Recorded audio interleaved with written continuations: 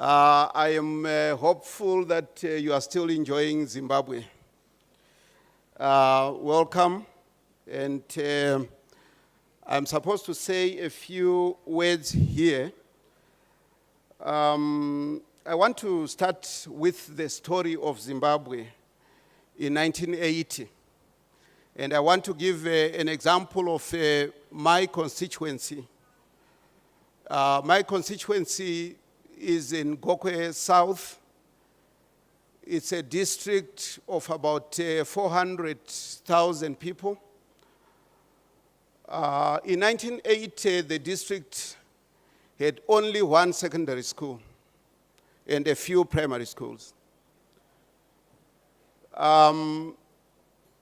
The guerrillas who were fighting for the independence of Zimbabwe came back in 1980 and made education a priority for the country. But unfortunately, they did not have money to do the developments that they wanted to do. And they went overseas to look for grants, but they were not forthcoming. The international community had a different priority than education. And so what Zimbabwe then did was to go back into the communities and say, let's raise our own resources in order to build on our education system. I'll tell you that the entire district of Gokwe South had one secondary school in 1980, and it was only going as far as the 9th grade, so just 2 years of secondary school. Today, just in my constituency alone, we have 15 secondary schools. And we have 5 constituencies in Gokwe South. And so we are talking of at least 60 secondary schools. And about a third of those are high schools going to Form 6. That's a completely different landscape than what existed in 1980. And all this was done courtesy of the communities.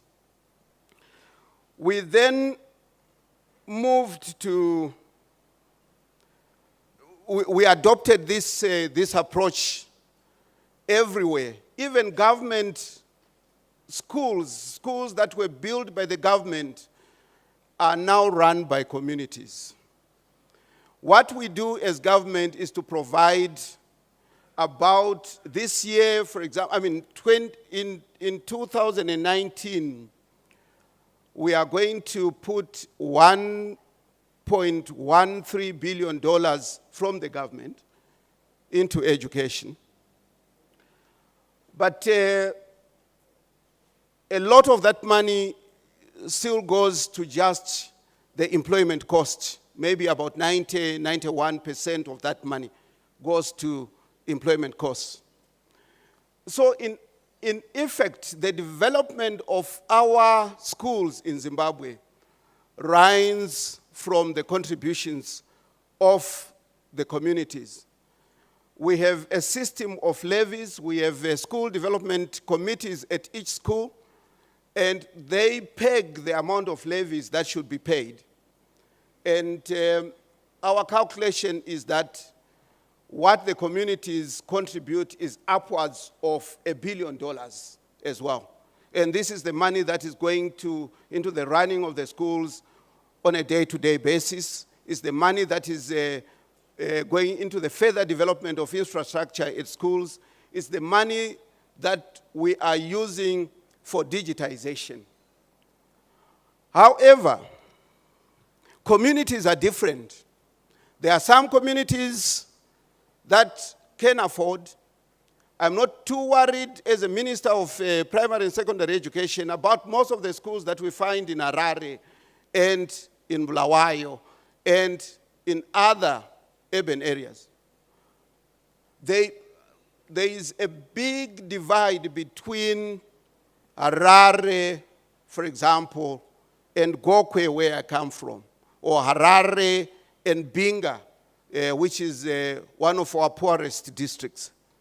That's what we have to worry about as a government. But we also have to understand that education is a good with positive externalities. We have to make sure that that divide is bridged, because if we don't, those communities in Binga, in Gokwe,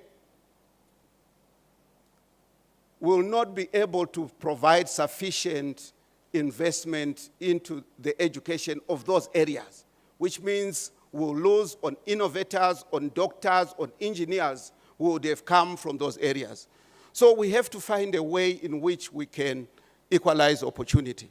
I was in Senegal during the replenishment summit, and what came out of Senegal was the fact that most of the resources that go into education come from the countries themselves. And I am calling on my African brothers and sisters to say it's none but ourselves. We have to come up with models for resource generation within our countries in order to provide for the bulk of what is needed for educational transformation. Otherwise,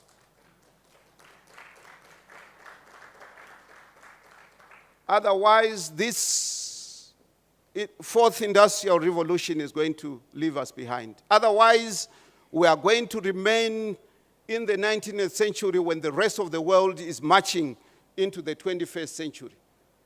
So I am heartened, for example, by the example that were given by Angola, the whole idea of sovereign wealth funds.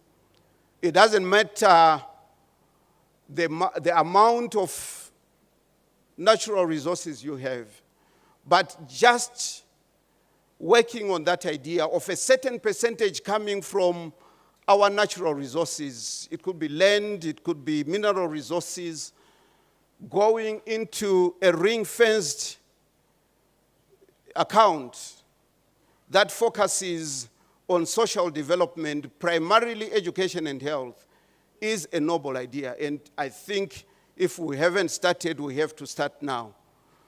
That is what is going to give us sustainability. Grants will come, but they will not be enough.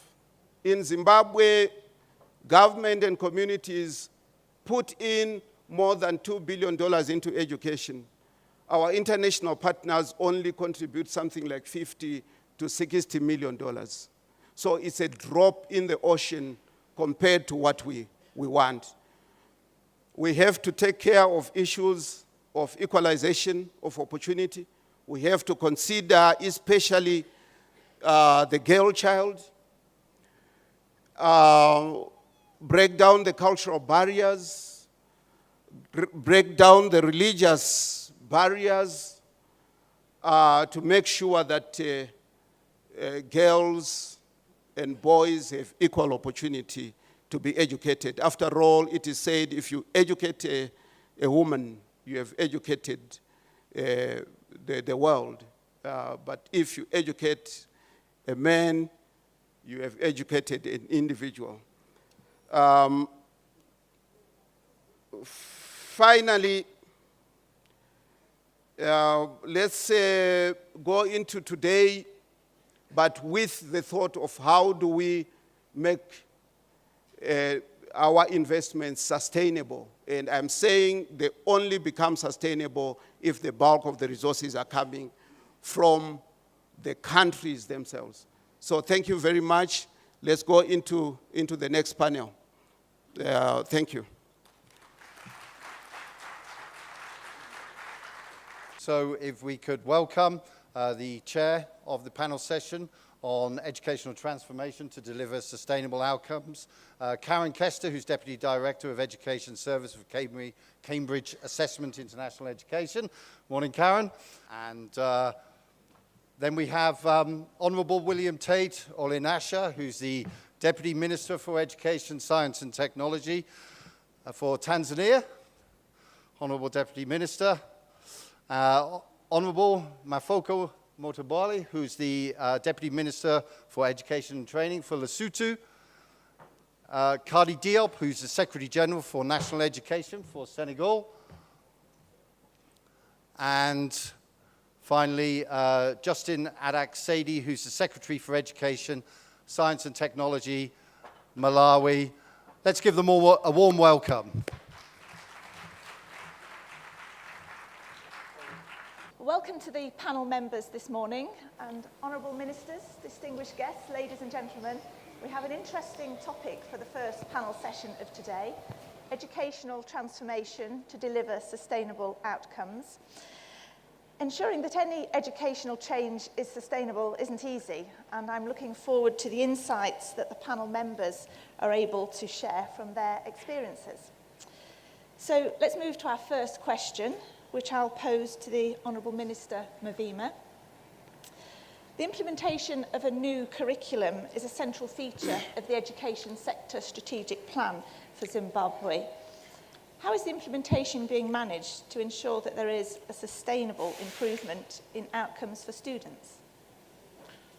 Thank you. We rolled out the competence-based curriculum in 2017. And there was an outcry in the country. Basically, people said it was an inappropriate time to do that because we didn't have the adequate resources for it. They talked about teaching and learning materials. They talked about teacher capacity. They talked about the responsibilities that we're placing on our teachers, on the parents, to further fund, the implementation of our new curriculum. There was a huge outcry, but I think we have managed to muddle through, with assistance, of course, from our international development partners. Even when I have said that what is coming from international development partners is very little compared to what the government invests and the communities invest in education. You will find that we channeled all that $50, $60 million per year into making sure that we had enough resources. Just recently, we have overhauled completely the materials, the teaching and learning materials that we use.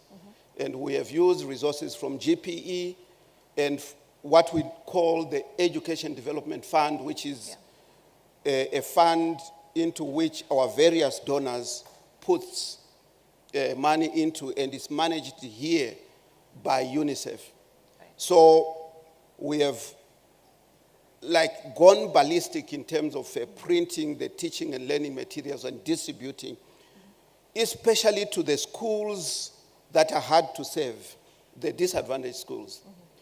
Our calculation is that we have about 3,500 schools that are very disadvantaged. And then another about 2,000 that are partially disadvantaged. Okay. But in our distribution of these teaching and learning materials, we have made sure that we cover both the very disadvantaged and the partially disadvantaged. And over the past year, we have managed at least to allay the fears that the country had about teaching and learning materials. We have also gone on a very aggressive approach to capacitate our teachers. A double-pronged program which we have used. One where we are working with 5 universities in areas where we had deficiencies in terms of teacher capacity. And we have chosen from our serving teachers to say we need to upgrade their skills in, for example, education planning, in languages, especially the indigenous languages, in ICTs, in science education. And so we have chosen 5 universities, and we have sent about 2,500 of our teachers to be trained in these areas that we had identified as lacking. Then we have a continuous teacher capacity development program where we are, upgrading capacities to deliver on this specific competence-based curriculum that we have developed. So it's an ongoing process. But do we have problems? Yes, we continue to have problems.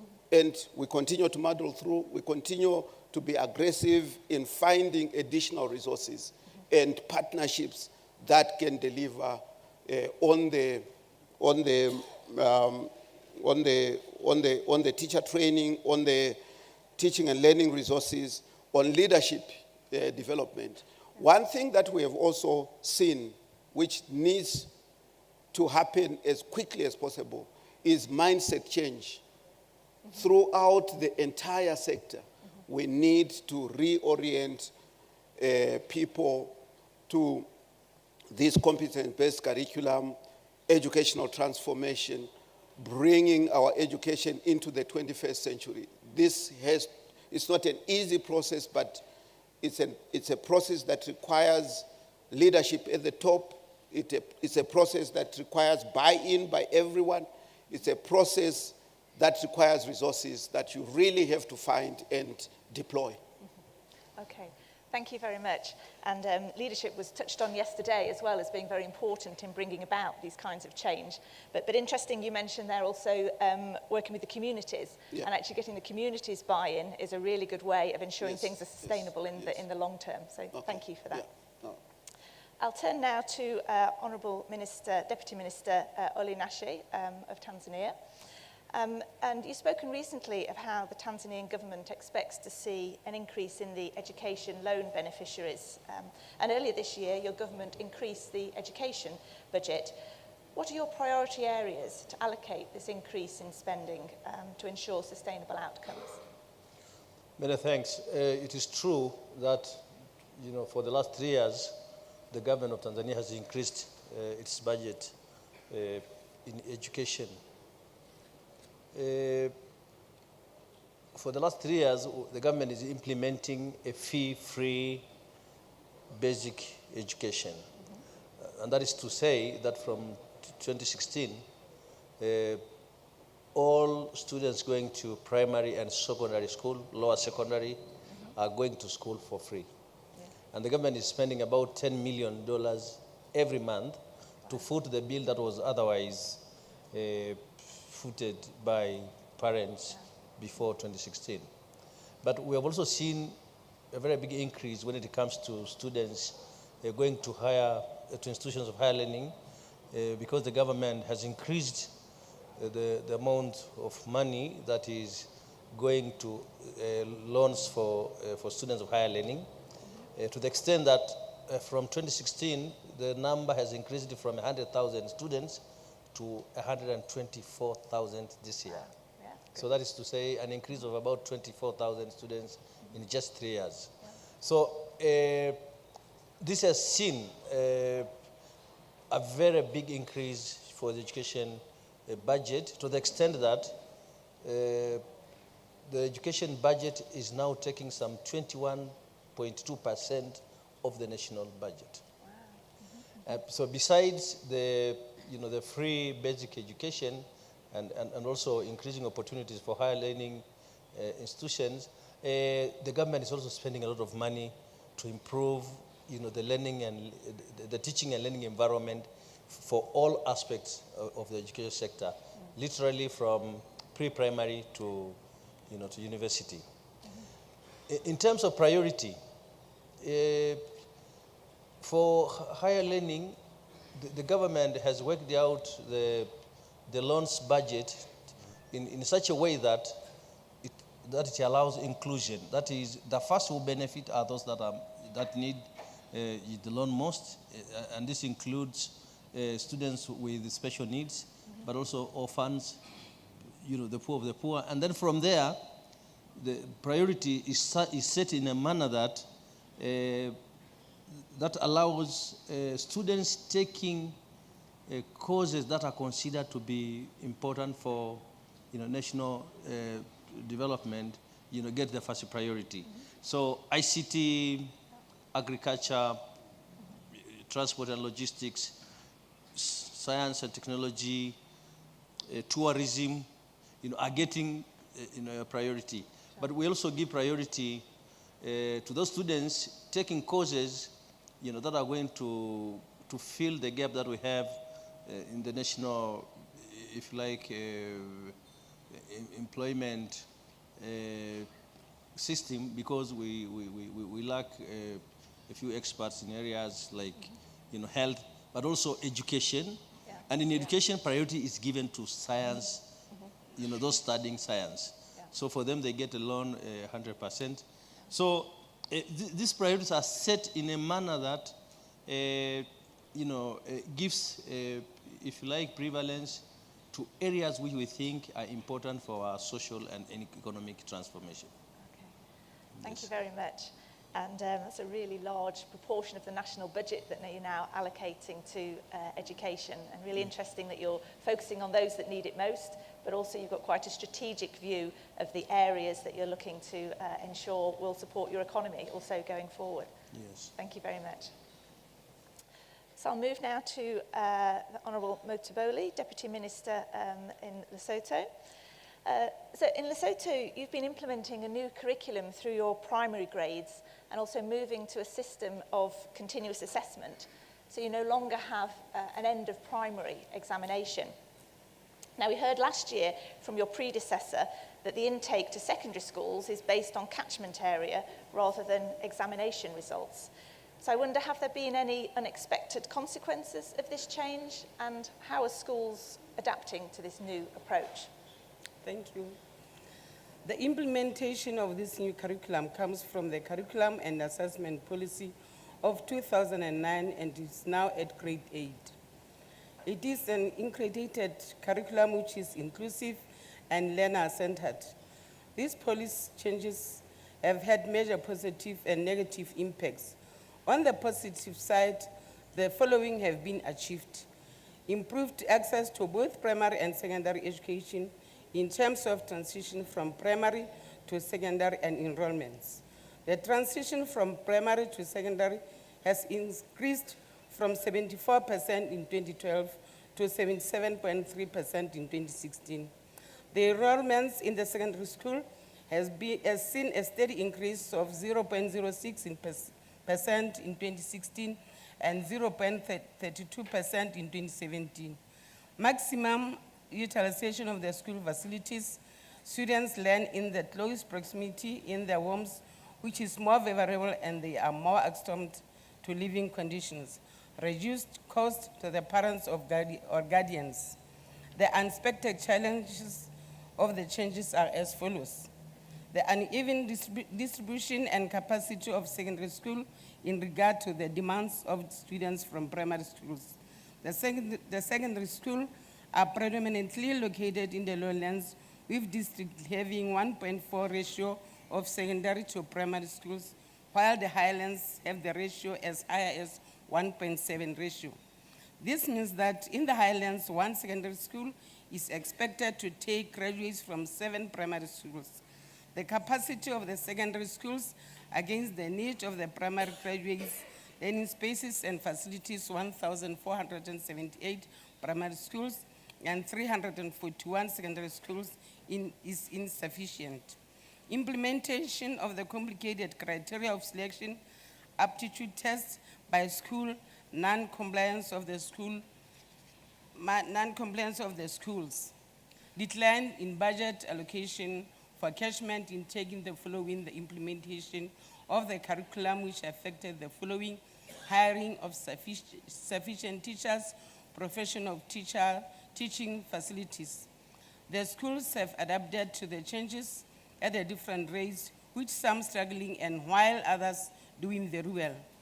The following are pertinent issues that have come very strong in the adoption process: improved communication and coordination amongst the schools in the same catchment and districts, improved communication and coordination in the different catchments and districts in which the boarding facilities are strategically used, close collaboration between schools and the Ministry of Education inspectors in both teaching and policy implementation. Thank you very much, and thank you for sharing some of the challenges that you've had, because that's the kind of thing that we can all then learn from. So that challenge with the uneven distribution of the secondary schools and how some are impacted more by this change, and having to increase the cooperation between schools. That's a really important point, I think, and again is another way of helping to make things very sustainable if schools in an area are working together. So thank you. So I'll move now to the Permanent Secretary for Education in Malawi, Mr. Saidi. The Minister of Education recently announced plans to construct 200 new secondary schools to increase capacity, and you're also working on recruiting additional teachers. But how do you see the investment in digital classroom technologies as a part of the solution to teacher shortages? Thank you so much. A background to the 200 secondary schools is that previously the country used to build secondary schools, but at a slow pace. Very few secondary schools built. But now what happened was that in 1994, Malawi abolished the fees in primary schools, which means that primary schools, it was free for all, everybody would come. And what happened was, out of the 1,800 learners who were at that time at the primary schools, when the abolition was announced, it doubled to now 3,600 learners. Now we continue to do that in such a way that we had more learners at the primary school and few learners at secondary schools, because we are only focusing much at the primary school level, which is the basic level. This year, His Excellency the State President, Professor Arthur Peter Mutharika, President of the Republic of Malawi, abolished the tuition fee for secondary schools.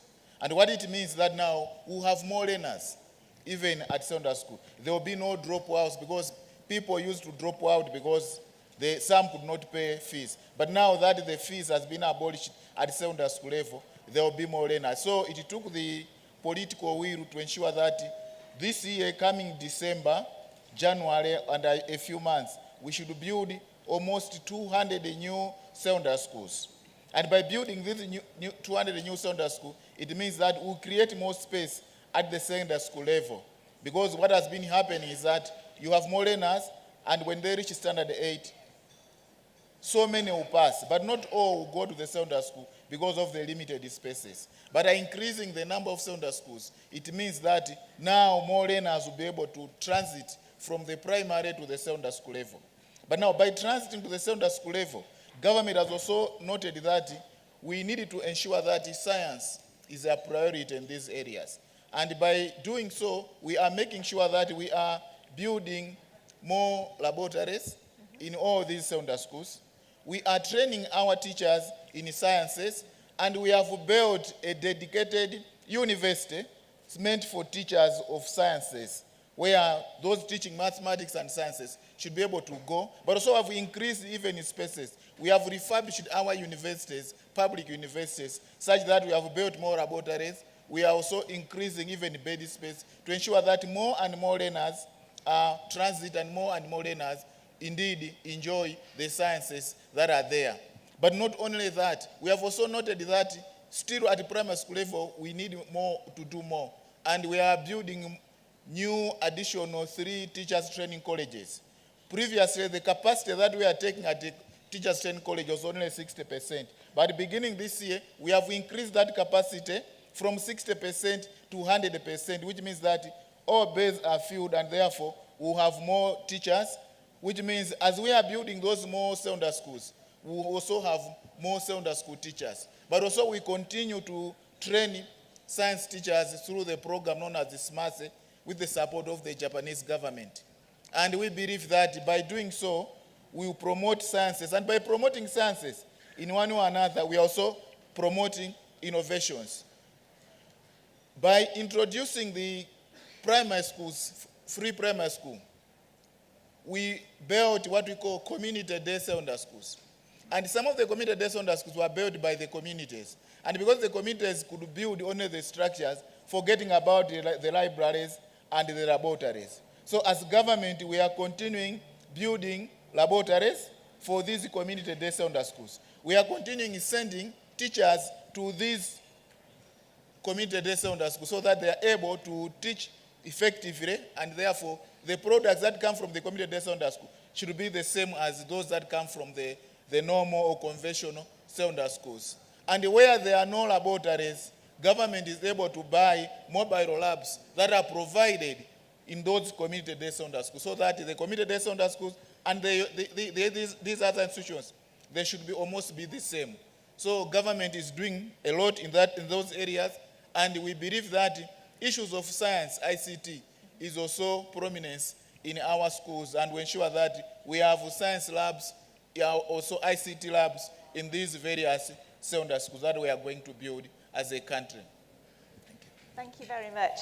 So really interesting to hear how you're putting that focus there. You're making sure there's not only the labs available and the resources, but also supporting the teachers so that you can get the most out of those resources for the students. So thank you for sharing that.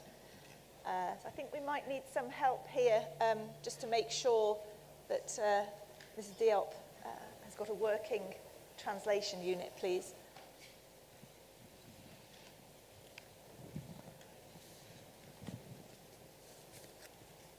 Is that okay? Okay, all right.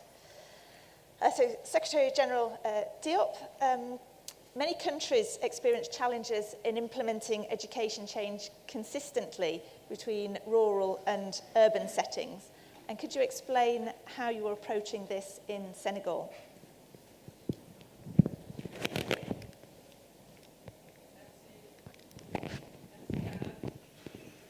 Pour cette question qui nous donne l'opportunité de partager l'expérience du Sénégal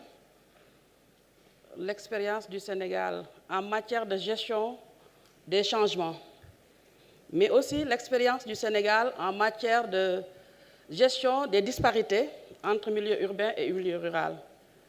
Le Sénégal, pour ceux qui ne le connaissent pas, c'est un petit pays de l'Afrique de l'Ouest, situé même à l'extrême ouest de l'Afrique. C'est un pays petit par rapport aux géants d'Afrique, comme le Nigeria, l'Afrique du Sud, entre autres. C'est un pays qui a 15 millions d'habitants, qui a 3 millions d'élèves au niveau du primaire et au niveau du secondaire. Le Sénégal, c'est un pays qui fait face, comme vous l'avez dit dans votre introduction, à des défis. Et pour certains, c'est des défis persistants. C'est le défi lié à la qualité, c'est le défi lié à l'équité,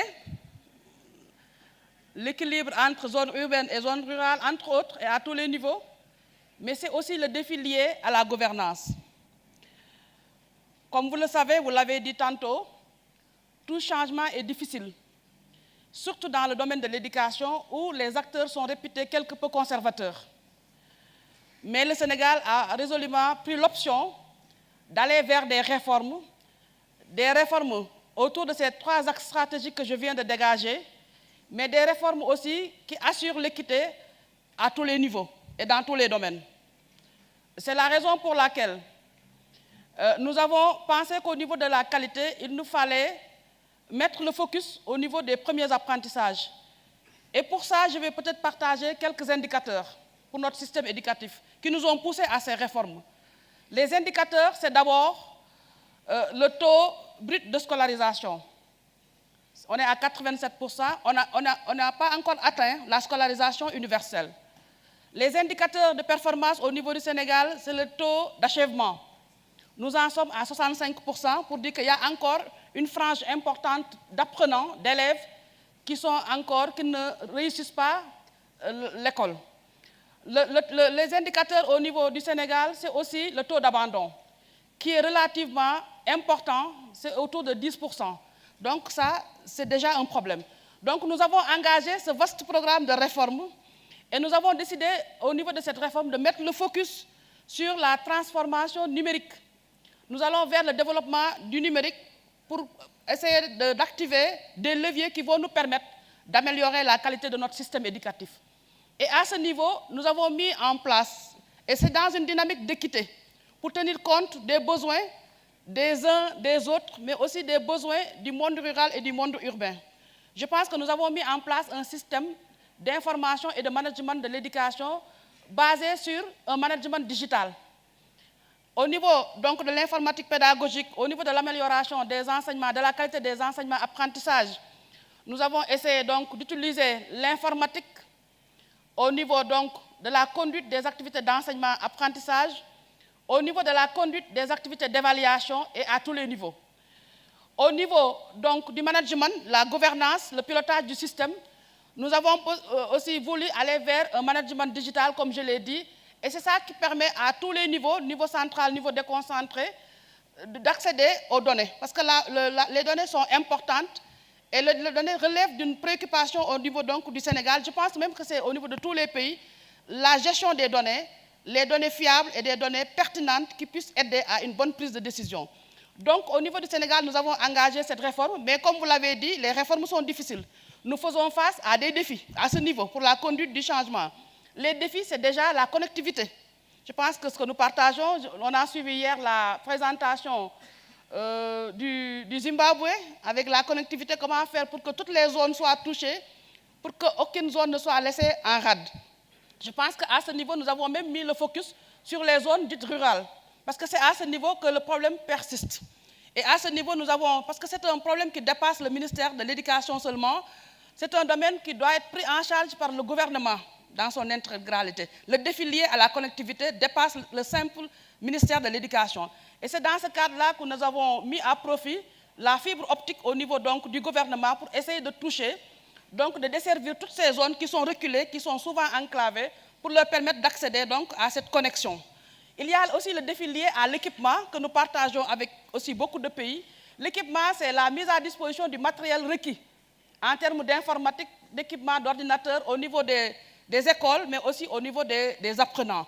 Ça aussi, c'est un grand défi et nous sommes en train d'avancer avec l'appui de nos partenaires.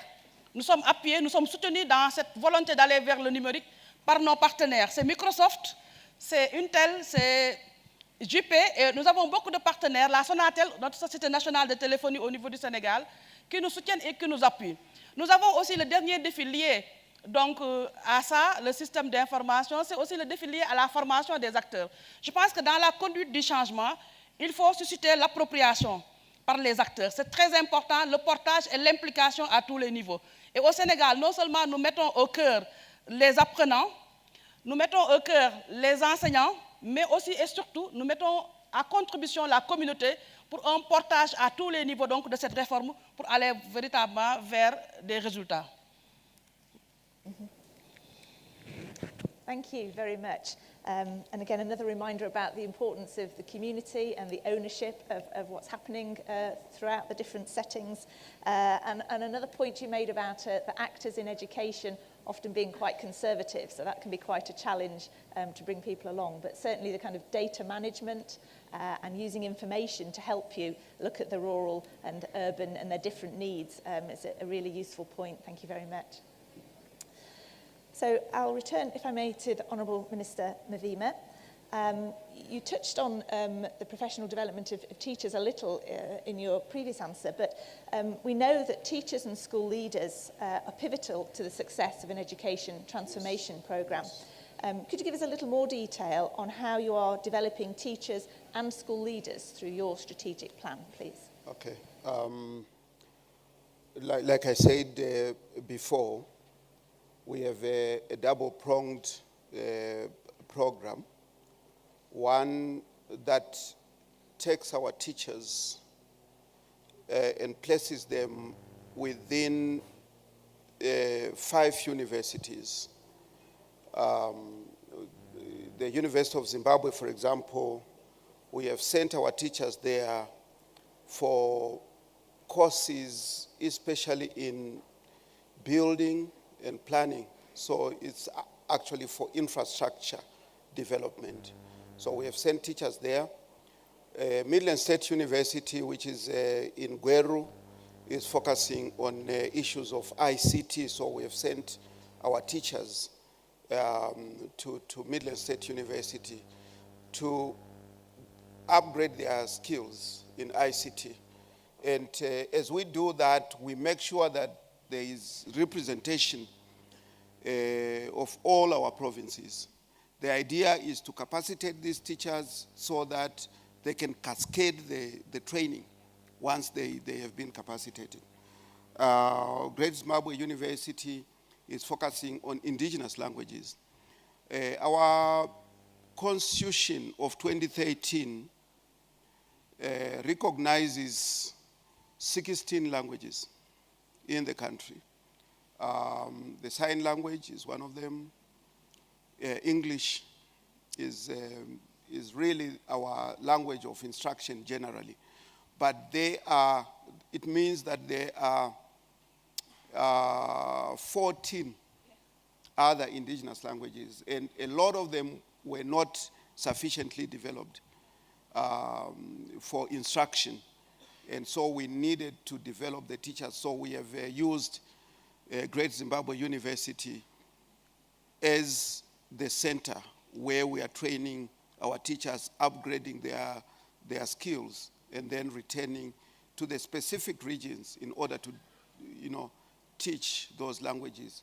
At the same time, we are also developing the teaching and learning materials that go with those languages. Then Bindura University of Science Education is our center where we are training science teachers, upgrading to degree level, masters, and other things like that. But we are also doing an in-service training where we are focusing on just the general delivery of the competence-based curriculum.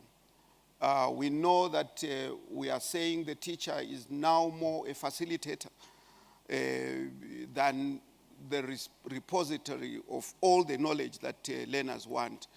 So we have to reorient our teachers to the demands of this updated curriculum. And we are doing it at all levels.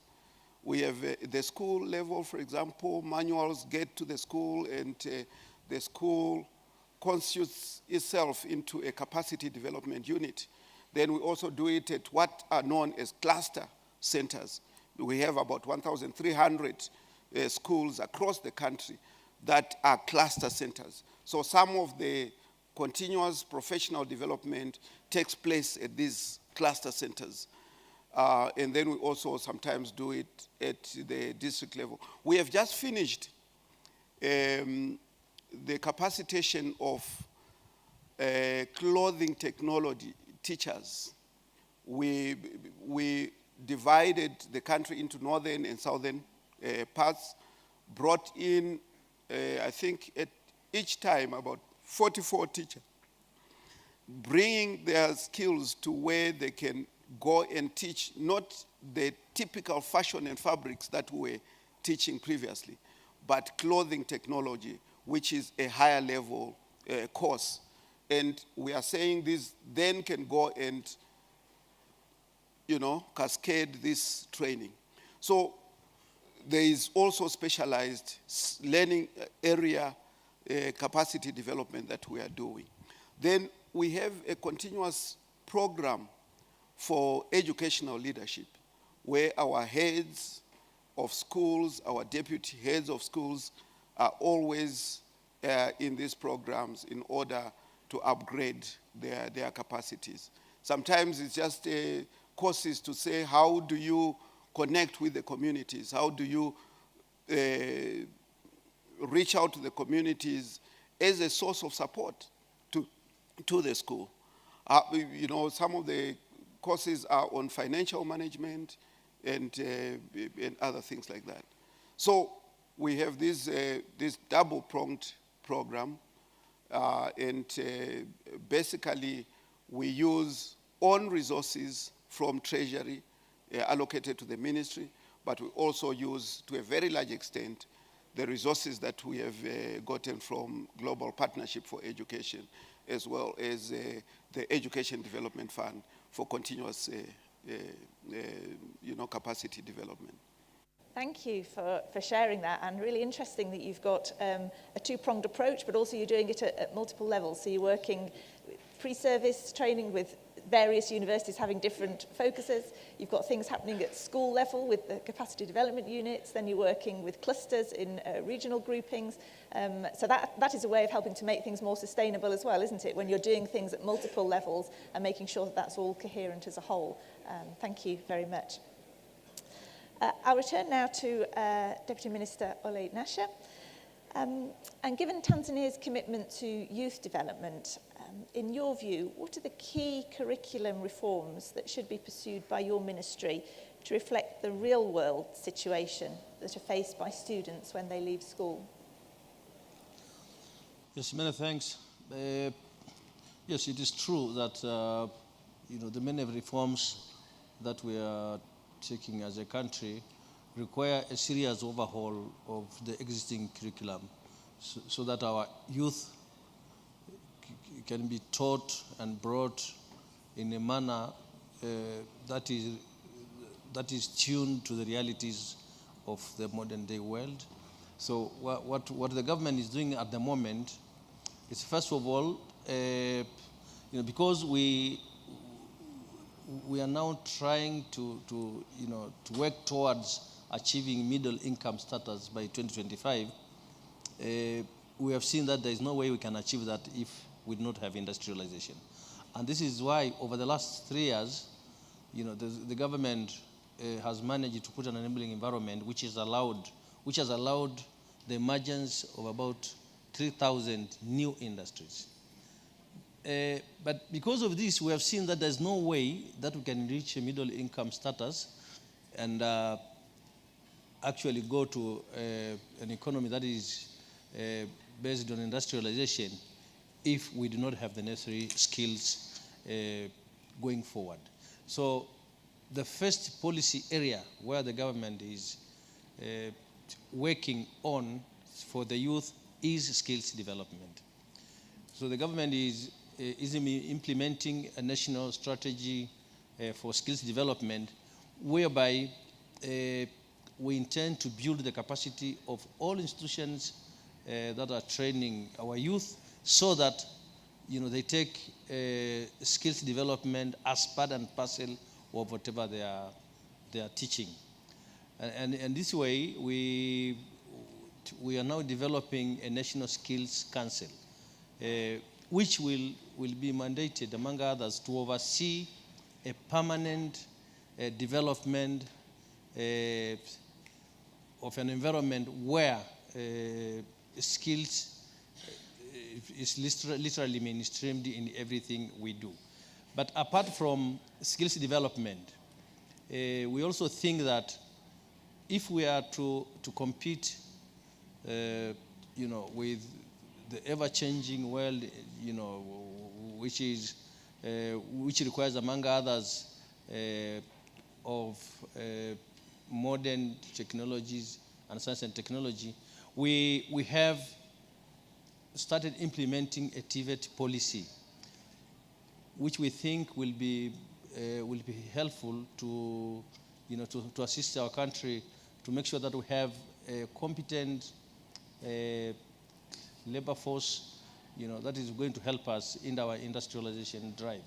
What we have seen over the last couple of years is, TVET, has not been given a lot of priority, to the extent that we have seen that there is a very big gap, in the area of technical education, and we get a lot of complaints from the market, that many of the students that go to the employers cannot actually match with the requirements of the market. And this is why we have we have decided to increase, enrollment for students going to TVET, but we have also taken deliberate measures to improve the learning and teaching environment in our TVET colleges. But another area which we think is important for our youth is the issue of science, technology, and innovation. We have observed that it's not really the matter of whether we have innovations or not. The issue is whether we actually recognize those innovations. So this year, we have adopted a national science and technology and innovation guidelines, which will allow us, which will facilitate the recognition as well as the promotion of inventions, as well as traditional knowledge. So from this year, we have a systematic way whereby we are going to recognize and promote, the different innovations that are coming out from the country. And to begin with, this year, we have begun a competition for innovation where, secondary school students from all over the country, as well as, innovators in the informal sector, will get the opportunity to compete nationally, so that at the end, as a nation, we get, the best innovations that we can take forward. And we think this is going to help not only to, to excite interest in innovation, but also, as a country, to take the innovations that are there to the next level. Because the reality is we do have many innovations, but we rarely take them to the next level. So this, we think, are very important in assisting our youth, to cope up with, the requirements of the world that we're living in. Thank you very much. And as you say, the technical and vocational education, making sure that is integrated will help in terms of achieving those national goals. We've got a bit less than 10 minutes now, so we've got 3 more questions I hope to get through. So if I could ask the remaining people to be fairly brief. But if I move on to the Deputy Minister, Motoboli, and you started your implementation of the new curriculum with a pilot of grades 1 to 3 in 2012, and then full implementation of those grades a year later. And you've continued your rollout year by year. So could you share how you've monitored the implementation and what lessons you've been able to learn that have helped you to improve the process as you have progressed? Thank you. The curriculum development is done by National Curriculum Development Center, Examination Council of Lesotho, inspectorate teachers and other stakeholders. The tripartite of National Curriculum Development Center, Examination Council of Lesotho and inspectorate handles the dissemination of the curriculum. The Ministry of Education and Training uses different methods and structures of monitoring the implementation as follows. School internal monitoring process, which report to district education managers and Ministry of Education. The school internal structures monitor the implementation of the curriculum and report to the district education administration and the regional inspectorate office. The monitoring process is also pursued by both the district administration office and the Ministry of Education headquarters. Inspectorate team who looks at the systematic performance and compliance of the district and national level, including the visits and fact-finding activities every 6 months, after which the findings are used to refine the curriculum. End of level assessment, grade 7, which students get the report which indicates the inclinations of students' ability. The national assessment at grades 4, 6, and 8 to look at the performance of the system. The ministry also administers the level national assessments at grade 4, 6, and 8 to see the production performance. Lesson learned. There are pertinent lessons learned in the process of the implementation of the new curriculum. The most important are as follows. The new curriculum requires regular in-service training on the implementation and assessment. The good implementation of the curriculum with intention to acquire the desired outcomes requires regular training of the teachers from the teaching, assessment, and administration perspectives. The cascade model of capacity building through the district resource teachers who would in turn train teachers faced challenges. The training has therefore left to the teacher training institutions, and the ministry monitors the progress in different ways in training and conducts the fact-finding missions and school visits. The importance of the basic administration issues in the implementation of the curriculum, issues such as development of the implementation strategy and the dissemination of curriculum, confused with automatic promotion, are critical. Conclusion. The new curriculum entails different policies which are central to strategic use of education and training. They provide very well for the following policy issues within the Ministry of Education and Training: inclusive access to education and training, profession of the skills development for the purpose of increasing employability of youth, development of the entrepreneurial skills. Thank you. Very much. So a combination there, it sounds, of some internal monitoring, some external monitoring, and then being able to target some training to make sure that you get that implementation right. Thank you very much. I move on to Permanent Secretary Saidi. To deliver sustainable education transformation in Malawi, can you tell us briefly, please, of the policies and investments that you're putting aside for professional development and retention of teachers? So much.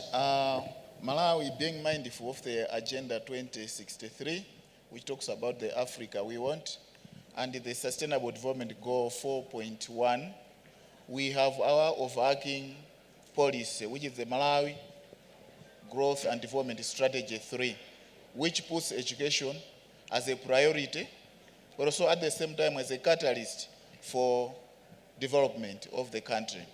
And within that framework, every year the government puts almost a lion's share in education to ensure that we do more in education.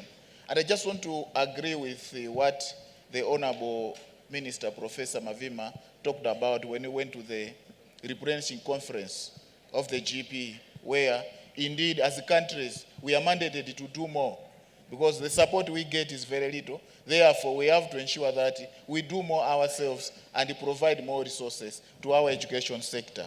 And in that regard, as a ministry, one, we are looking at reviewing our certification for primary school teachers. Previously, we were providing them with certificates, but now we have now made a policy that primary school, they should be offered, they start from diploma level, so that the teachers can be able to almost promote themselves as they grow up.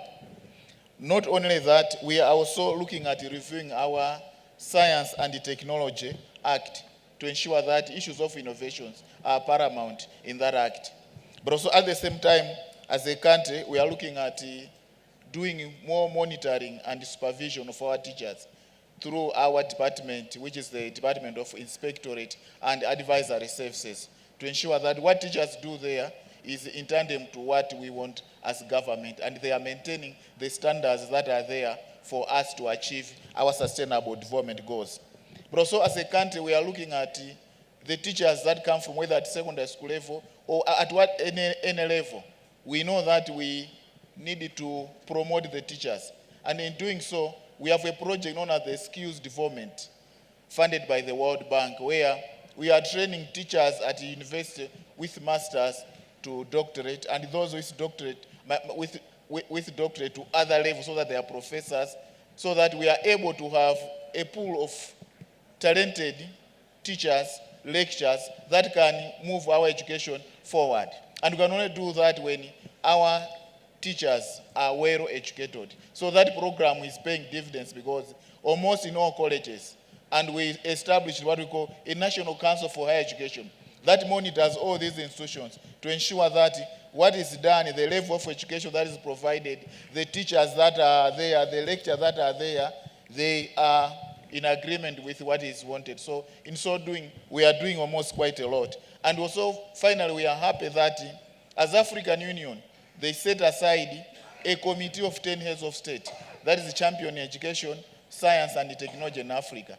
And in Malawi, we happen to be part of it, chaired by Senegal. And just recently, from 1st to 3rd November, heads of state were meeting just to look at how we can promote science. So issues of science are coming out clearly in this, and we ensure that if this is implemented in all countries, then innovation will be well articulated in all our policies. Thank you so much. Okay, thank you very much. I'll just pick out one point that you said there, that education is a catalyst for the development of the country, and that's why we all want to make these changes and make them sustainable. Thank you. So finally, I'll move for our final question to Secretary-General Diop. And educational transformation can be most powerful when starting in the preschool years.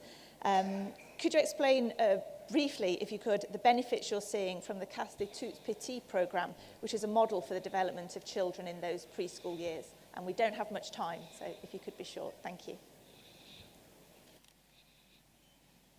Merci, Karen.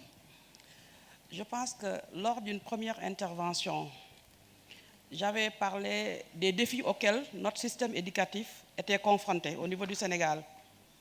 Et l'un des défis, c'est aussi la préscolarisation, la généralisation de l'éducation préscolaire. À ce niveau, plusieurs initiatives ont été prises. Actuellement, nous visons en 2025 25% de taux de préscolarisation. En 2030, nous avons comme ambition d'aller vers 50%. Pour dire que c'est encore un défi. Vous l'avez dit, et nous l'avons très bien compris au niveau du Sénégal, que pour améliorer la qualité, la transformation, le préscolaire devient un levier puissant. Nous en sommes convaincus au Sénégal, raison pour laquelle nous sommes en train de diversifier dans les stratégies pour accélérer le processus d'atteinte donc de la généralisation de l'éducation préscolaire. Et à ce niveau, en plus des structures classiques que nous avons, l'éducation préscolaire, nous avons pris depuis une dizaine d'années l'option de développer un modèle tourné autour de la case des tout-petits. C'est une approche communautaire qui permet d'élargir l'offre, l'accès au niveau des enfants, surtout des enfants qui sont en zone rurale. Parce que l'analyse de la situation a montré que la préscolarisation est beaucoup plus dans les zones urbaines que dans les zones rurales. Maintenant, pour permettre à tous ces enfants de bénéficier d'une éducation préscolaire et de qualité, nous avons donc adopté ce modèle de la case des tout-petits qui nous permet en même temps d'avoir une approche de développement harmonieux de l'enfant. Au niveau de la case, il y a les aspects nutritionnels qui sont pris en charge, notamment les aspects liés à la cantine, l'alimentation scolaire, l'éducation à l'alimentation.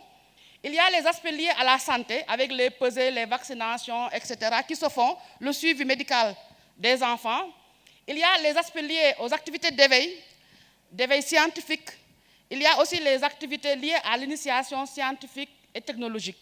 Pour dire que c'est à ce niveau que les enfants doivent être préparés si on veut améliorer la qualité. Et nous avons vu que les difficultés que nous avons au niveau de l'enseignement élémentaire, surtout au niveau des premiers apprentissages de l'école élémentaire, sont liées à un déficit de préparation de nos enfants, qui nous viennent souvent avec beaucoup de limites et de difficultés.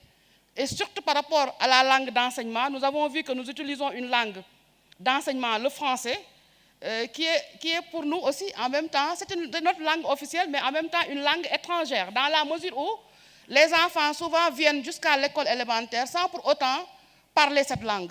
Donc c'est une difficulté, et nous avons aussi pris dans les mesures que nous sommes en train, dans les réformes que nous sommes en train de mener, le développement de l'enseignement bilingue qui devrait permettre quand même à nos apprenants donc d'améliorer la qualité donc des enseignements apprentissages, la réussite des apprentissages. Maintenant, à côté de la case des tout-petits, le modèle, comme je l'ai dit tantôt, nous avons aussi d'autres approches en matière d'éducation préscolaire. Et nous avons pris l'option d'ici 2030 de développer au niveau de chaque école élémentaire une classe préscolaire qui vise la tranche d'âge 5 ans pour essayer aussi de booster donc, le taux de préscolarisation. Thank you very much, and sorry to rush you a little bit there at the end. So we've shared some really key messages today, I think, which we can all reflect on as providing useful insights in how we address the challenges of delivering sustainable outcomes. We've talked about communities and communities being involved and supportive. We've talked about data management, multiple levels of teacher development, leadership development, which we touched on yesterday as well as being so important. Monitoring programs and making sure that you're kind of feeding that in as you move forward and progressing. The importance of preschool and getting that right to give a real boost as children move into education. And then within each country thinking about the priorities. So we had an example of focusing on ICT, agriculture, transport and logistics, and also technical and vocational. So all of those points are useful for us to reflect on. So I'd like to thank the panel, Honourable Minister Mavima, Deputy Minister Nasha, Secretary-General Diop, Mr Saidi, Permanent Secretary, and Deputy Minister Motoboli. If we could thank the panel, please. And before you depart, there's just a short video from the Cambridge partners that I'd like to share. Thank you.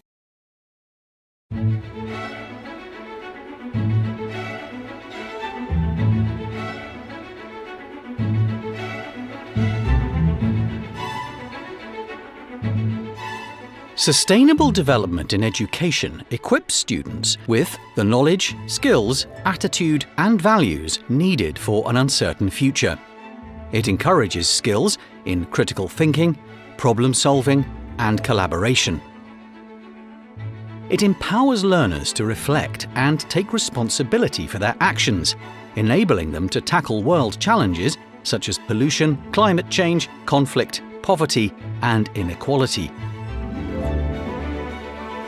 Cambridge works in partnership with governments, and we are committed to delivering Cambridge University's mission to contribute to society through the pursuit of education, learning and research at the highest international levels of excellence.